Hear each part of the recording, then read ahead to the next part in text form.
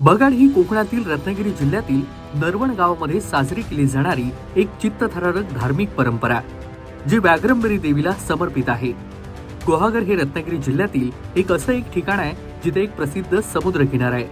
बगाड, गुहागर, नरवण हे शब्द नरवण मधील बगाड यात्रेचा संदर्भ देतात। कोकणातील ही बगाड यात्रा पाहून अंगावर काटा आल्याशिवाय राहणार नाही।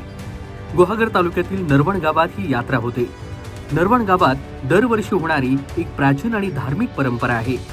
या परंपरेमध्ये भक्त व्याघ्रंबरी देवीचा आशीर्वाद मिळवण्यासाठी स्वतःच्या पाठीवर लोखंडी आकड्याने टोचतात आणि सुमारे 25 फूट उंचीवरून फिरतात।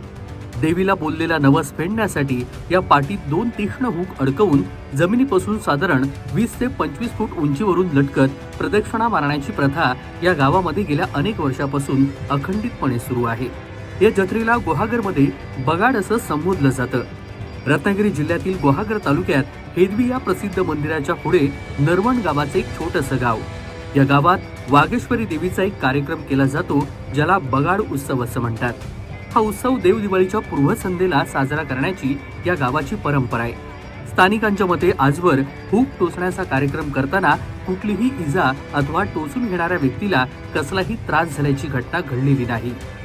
नरवण गावातील एका निसर्गरम्य ठिकाणी असलेले हे मंदिर खूप प्राचीन असून या मंदिराला कुठेही खिळा मारलेला नाही। या मंदिराचे हे वैशिष्ट्य आहे। चारही बाजूनी हिरवी गर्दी झाडी आणि एकांतात वसलेलं हे मंदिर पाहण्यासाठी अनेक पर्यटक या मंदिराला भेट देत असतात।